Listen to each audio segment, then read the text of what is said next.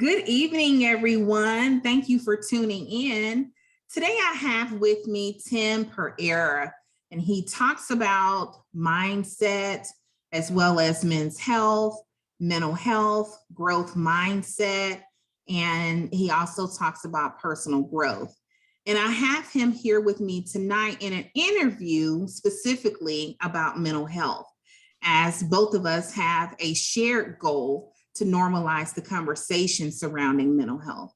So I wanted to ask him a few questions and have him to sort of go over his experience with being transparent about his challenges that he's had in his life regarding mental health. So thank you first for being on, Tim. Really appreciate that. I wanted to start with this question. Considering the stigma that we both know is associated with mental health, how did you feel about coming forth, being bold, coming forth and being transparent with the challenges that you were facing, and sort of describe those challenges as well? Yeah, first of all, thanks for having me on to interview. I'm super excited. But the stigmas are tough. They're tough for anybody dealing with mental health issues. They're tough for men in different ways as well when we need to reach out and get help and whatnot. For me, I really struggled with bouts of depression and anxiety and lack of purpose, and kind of was in this health tailspin for about 4 or 5 years. And I was not somebody ever growing up that really showed, I would say, vulnerability, really in any capacity, and definitely didn't reach out for help. And so, when I got to a point where I was able to share about it, it was years of trying to figure out what the heck was going wrong, like why I wasn't feeling great, like why I wasn't motivated and driven. I didn't have meaning that, I thought I would have by this time in my life. I thought I would be really driven and have some purpose and be pushing towards a greater goal or a greater cause. And I shared about a year ago, I actually opened up on, I posted something on Instagram.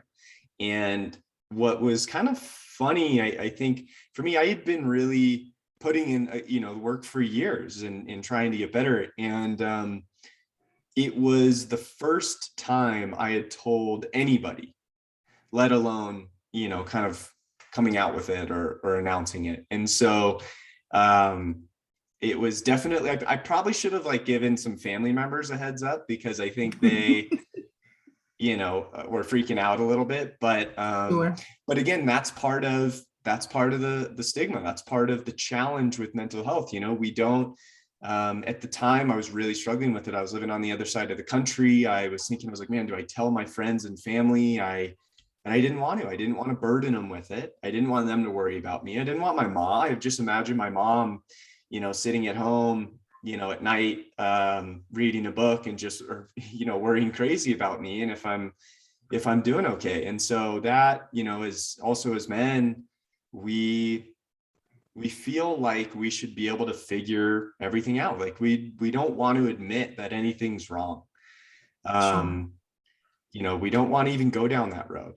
We don't want to even admit it to ourselves. We might feel off, but we certainly don't want to say that something's wrong, or something's off. And so those were all things that really held me back for a long time. I didn't have, anybody that I opened up to. I definitely had friends I could have opened up to. In hindsight, looking now, they all want to help.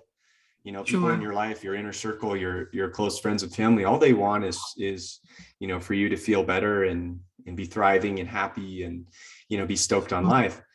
And, I got to a point, so I shared in March, I started to turn the corner in November, as we were chatting a little bit before this call. I when things really started to click for me is when I changed the search from, I kept looking for answers, hey, let me get in better shape. Let me eat better. Let me figure out how to sleep better. Let me change the supplements I'm taking. Let me up my water intake. Let me, start to meditate a little bit, even though I didn't really maybe understand the purpose behind it. And it wasn't until I stopped looking for answers outside of me and turned that focus inward and just started asking more questions, asking better questions, asking extra questions to try to get to the root cause of why the heck I was feeling how I was feeling.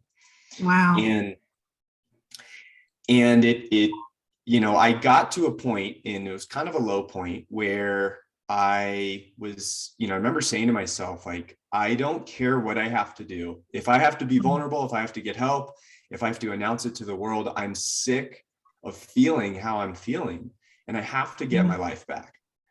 And it really was a point where I'm like, I don't care anymore. I literally don't care if anybody knows, because it doesn't change anything. It's not, people knowing is not making me feel better or worse. And so that was actually a big shift early on. And then I started to really lean into it. And then a few months later is when I kind of just announced that for the last, 4 years, this is everything I was going through. I was binge drinking on the weekends. I was, probably eating 10,000 calories on the weekends. Just, I was being healthy 6 days a week, but that one day a week, things were kind of off the rails. I was really depressed all the time, tons of anxiety. And it wasn't until, again, I started to really lean into the inner work where things changed. And so an interesting thing happened when I came out and I shared it, right? I had the kind of the obvious reactions, or maybe not obvious, not to me at the time, but in hindsight, like friends and family reaching out and being like, oh my gosh, I had no idea. If you need anything, I'm here to support you. Let me know. But what was unbelievable, and I think is really important for people to know that are going through this, is the amount of people that I didn't know, or I hadn't talked to in a decade, or I didn't think even liked me, maybe probably from like high school stuff. Sure. The amount of people that reached out to me, either with support or sharing that they're going through something similar, or how much the post resonated with them, or people saying like, man, I felt like you were writing that on behalf of me. And it blew me away. Amazing. Yeah, it was really crazy. And that, if anything, just kind of fueled my fire to keep sharing and letting people know, you're not alone, for one. Absolutely. And there's so much light at the end of the tunnel. I love that. Thank you so much. I love your story, and you explain it so well. In a word, how did you feel after you were able to lift this burden off of your shoulders and sort of, tell everyone what was going on? In one word, it was freedom. Wow. Yeah, for sure. I didn't feel like I had to put on a show anymore, or be something that I wasn't, or something that I didn't really want to be. Just I remember hitting send, or hitting post on just on that post, and the amount of weight that was lifted off my shoulders instantly. It's really indescribable. Wow. I am so happy for you. I'm so thankful you did that. Tell me how you balance self-care and how you balance your day-to-day habits that you've created for yourself to ensure that you're taking care of yourself, and really it posits you in a very positive mindset, so you don't go back down that same road that you were down years ago. Yeah, So before I guess talk about maybe the specifics or the nuts and bolts of it, I like to think of the approach to it. I mean, I'm grew up playing sports, really competitive person. I just, really like detail oriented, and I like kind of tracking stuff and data and I don't know. And so how I think about it first, and, when I look back over the 4 or 5 years, what really started to move the needle for me was first is like the level of awareness, right? Or what I call like taking inventory. Sure. And so taking inventory is really paying attention, right? It starts with paying attention. It starts with awareness. And how I look at it is you take inventory of two things, your outputs first and your inputs. So you start to track your outputs. So how you're feeling, what your mood's like, how you respond to foods, how you feel in the morning. Like, did you sleep? Do you have energy? And so you start to track that. Or you can use specifics, like you could weigh yourself. You can use a fitness tracker that tracks your sleep cycles and all this stuff. So that's all the stuff that I love. So I just started collecting my outputs. And then I started to understand my baseline. And I'd say, okay, well, I know I fit here and I feel this way when I do certain activities. So then what I started to do is take inventory of all my inputs, what time I'm going to bed, what kind of food I'm eating. I'm tracking everything I eat. What types of workouts am I doing? How much am I drinking? Am I doing any recreational drugs? That kind of stuff. So again, even when I was doing stuff like that or drinking a lot, I was still tracking all of it, which is kind of crazy, right? But that was, I wanted to figure out how to get better, and I thought I could, drink all day on weekends and still feel great. But so that's how I think about it. And then I look at those inputs and start to slowly pick them apart and see where I can improve. So how that has evolved over time and how what my habits look like now is I really prioritize my mornings. That's been the biggest shift for me. Awesome. And starting the day off with intention and purpose, and setting it, because it sets the tone for your day. And how you set the tone for your day is it's your life. How you spend your day is how you spend your life. So that is setting the tone for how you want to live. Sure. And so what I do in it's less about the specifics when I talk to some of the people I work with in coaching or my groups and stuff, is like it's a lot less about you taking a cold shower or meditating for an hour or reading a book. It's much less about that. You need to find what works for you and your intentions and your values, in aligning your actions with those values and goals and making sure everything is working together. It has to work together. And so that was, the revelation for me, I think, is how can I look at all these little bits of inputs and how can I start to compile them to get them all going in the right direction? So whether it's waking up and making my bed right away, or meditating first thing in the morning, cold showers probably half the time, I read a lot in the morning, and just not touch my phone. And now I'm controlling and curating and cultivating this mindset of mindfulness and calmness and focus and growth and learning. And then by the time, I start working for the day, I'm like, the cylinders are firing at that point. Sure. That's amazing. That is awesome. I love that. And so much of that I need to incorporate in my own schedule. Trust me.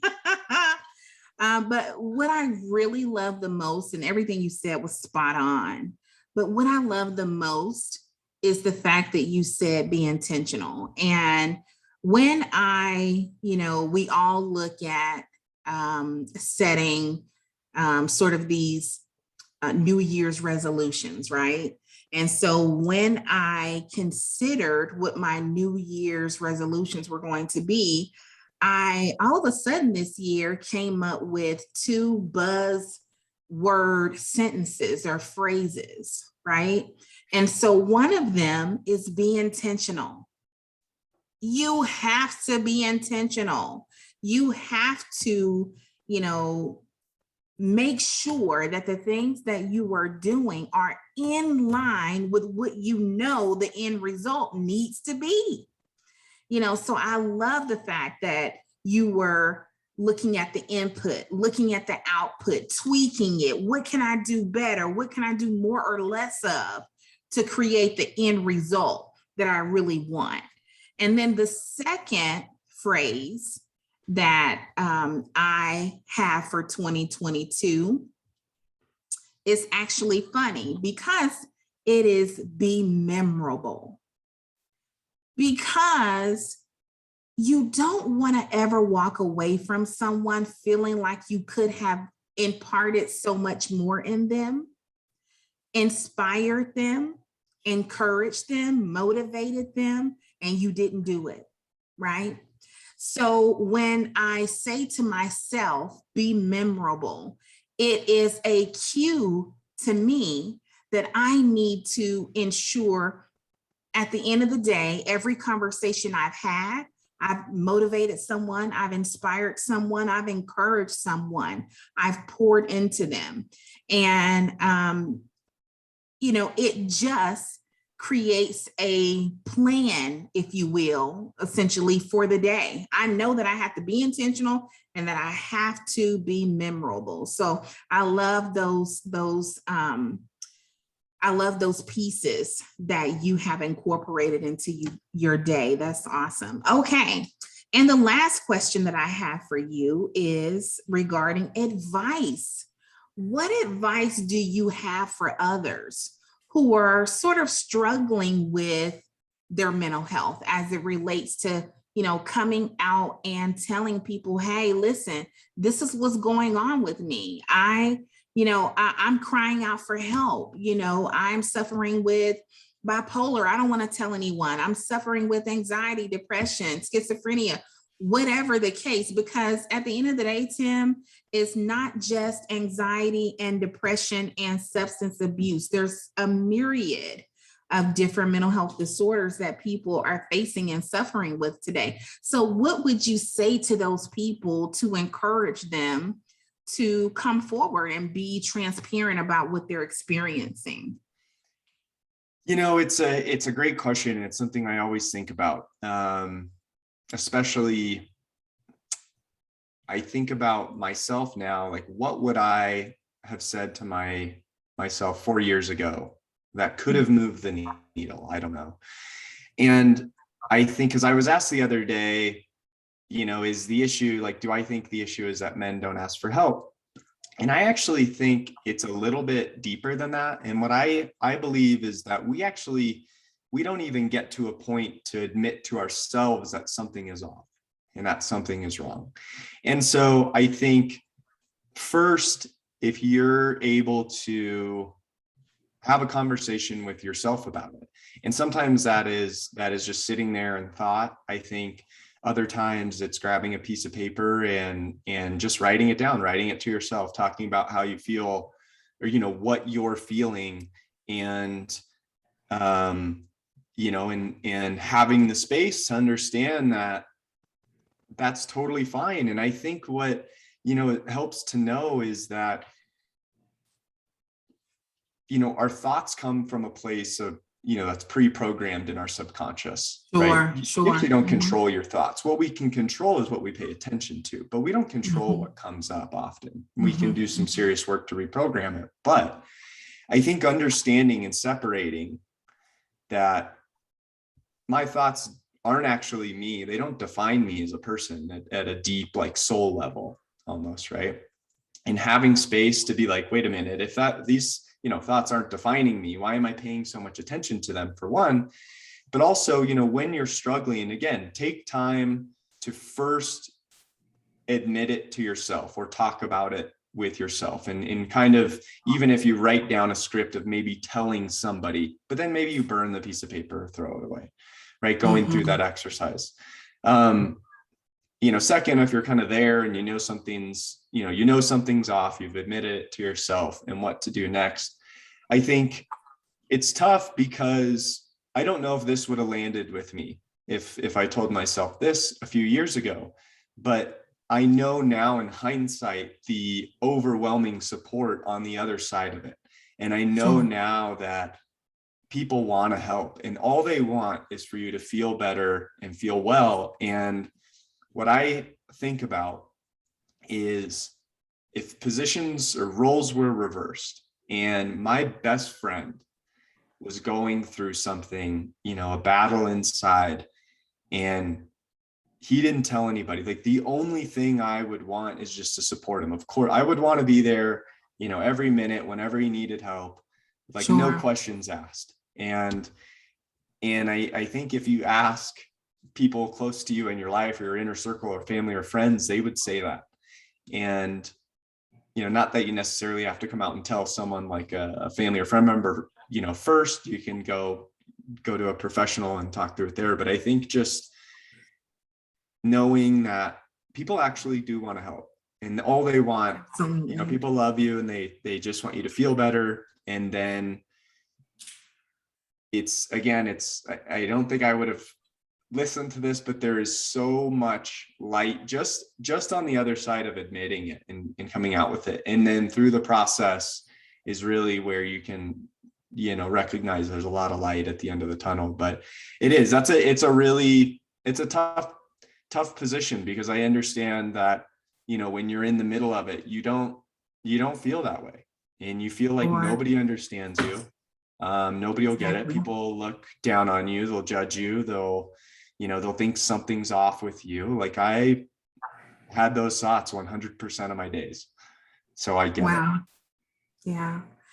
Thank you so much, Tim, just for your transparency and your boldness, and ensuring to include mental health in your overall journey. I can't thank you enough for that, because that is what helps us to move that needle that you referred to.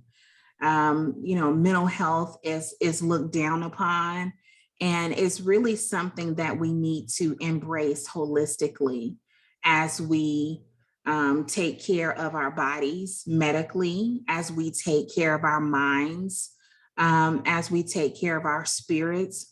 We need to do it in a very holistic way. And it absolutely includes mental health. So my hat's off to you. I applaud you for the work that you did for yourself.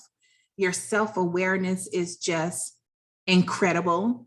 And I am just, very impressed with how intentional you are with your life. So big thank you to you. And thank you absolutely. Thank you so much for tuning into this video. I will link Mr. Tim Perreira's LinkedIn to this video. And I encourage you to please go and follow him. Okay, he is an amazing human being, and I would love for you to follow him. And thank you so much for tuning in, and we appreciate you all. Keep doing the work that you're doing to normalize the conversation of mental health. Thank you, Tim. Thanks. Yes.